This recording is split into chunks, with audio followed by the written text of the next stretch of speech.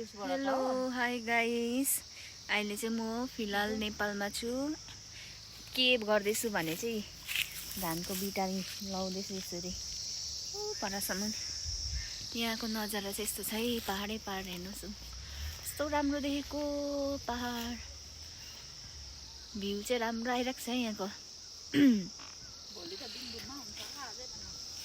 यस्तो भइरहेको छ है आजको भ्यू चाहिँ।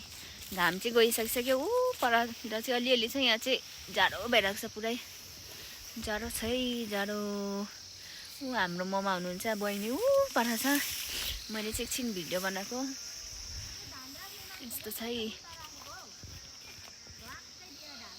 मैले चाहिँ यहाँनिर अलिकति मसिनो दाल पनि टिपेको थिएँ लानुको लागि।